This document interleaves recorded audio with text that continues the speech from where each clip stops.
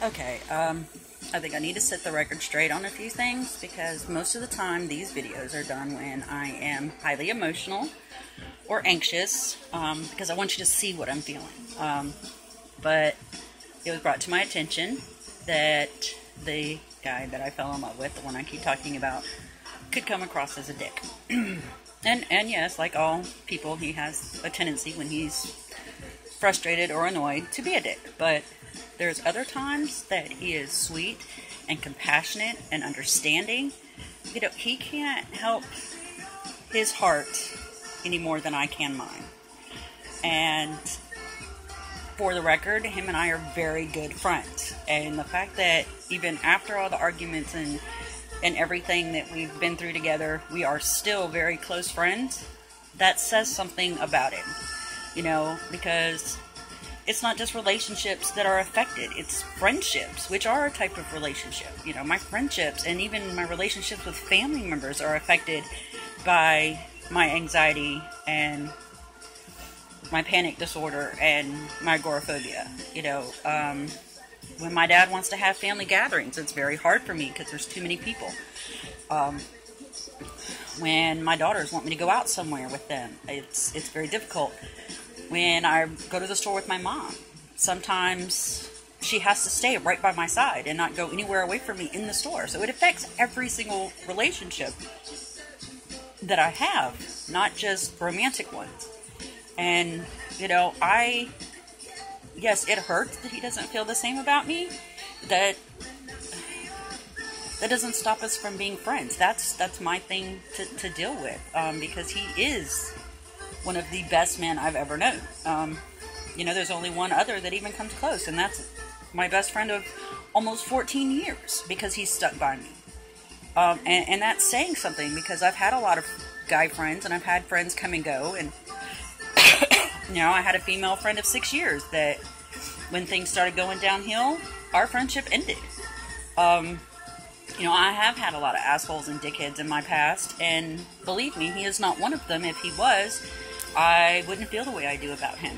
You know, he has this funny, goofy side that's adorable, and it's amazing, and he cares about people in general. You know, all of us have a good and bad side, and unfortunately, him and I met at a point where we're both have a lot of stuff going on. We both having a rough time. It's a great time to make a friend, but it is not a great time for either of us for a romantic relationship between us because of the way things are. You know, will that change one day? I have no idea. Knowing him, maybe not, but, you know, miracles happen every day. I am trying to meet new people. It's not going too well, but I'm trying so that I can, you know, grow my circle of relationships and have more experience in dealing with other people outside of my family in this new me that I have to learn and deal with the panic disorder and agoraphobia, because it's not who I always was. It's a different person. It's changed me, and I'm struggling with it, but I'm learning how to have different types of relationships with everything I'm learning, and he has been so helpful and so supportive. I mean, yeah, we fight and argue, but that's usually when I'm already in a high-strung, panicky, anxious mood, and most of the time it's my fault, not his. So, you know, I think I just felt that I needed to clarify that, and because he is the best man I've ever known, and even when he acts like a dick, but he's not, and, you know, he's not doing anything intentionally on purpose to hurt me. It just is what it is. And, you know, I have had men intentionally hurt me, or friends that I've had for over a decade, you know, put me through a lot worse, and, you know, tell me they love me and go be messing around with somebody else or their ex or whatever, you know, and we lose our friendship. And this guy we have maintained our friendship.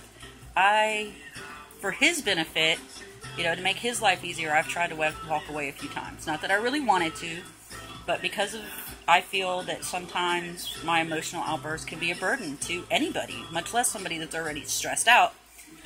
And I've tried to walk away, and he hasn't let me, and I don't let him. And so, you know, that's important for people to know. He is amazing, and I love and appreciate the friendship we have. And no matter who he dates or who I date, we may have to back away from each other for a little while at that point if things are, causing problems.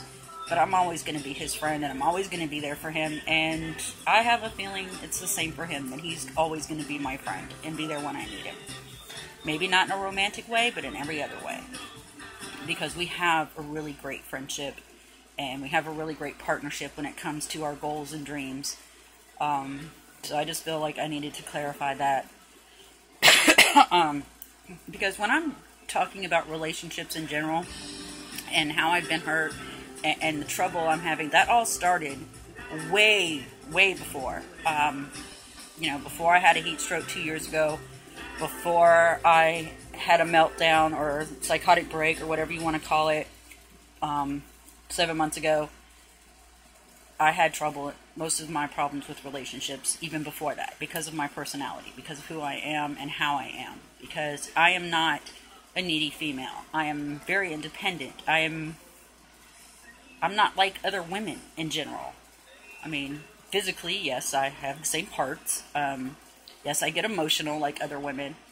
But a lot of women I have seen, they use men, they treat them like crap. They're shallow.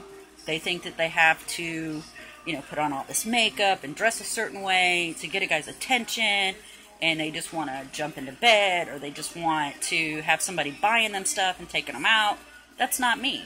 I want someone who's going to be my friend before anything else.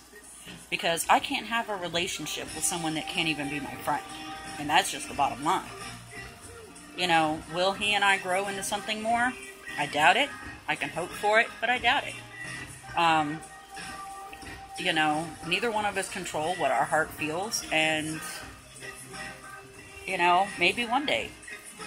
Maybe not. There's no telling what's going to happen in the future. I have so much going on right now with my own personal life and trying to get things squared away and fight with disability about not being able to work because of the panic attacks and the shaking and the agoraphobia. I have writing that I'm working on, a movie script I'm working on. I've actually put aside my novels, The Bite Me and Orion's Quest. Running Scared is still out there. It sells a few every once in a while. But I'm going to focus on my script of Fire and Shadow. And I've had someone in the business actually look at it and say that it was good and give me some notes. And so, I'm going to finish that. And my friend has recently agreed, as in a few hours ago, agreed to help me with it. And, we're going to share the credit because he's an amazing writer. And, I adore him. And I want to do whatever I can to help him. And it's also going to help me because, my strengths are his weaknesses, his strengths are my weaknesses. And, we create a good balance that way in our friendship and in our writing. So, I just felt I needed to go on record and clarify things. Whether or not I actually find somebody that's willing to date me or spend their life with me, that remains to be seen. I'm not going to give up on it. And I'm never going to give up on him. He's one of my best friends, and he's amazing.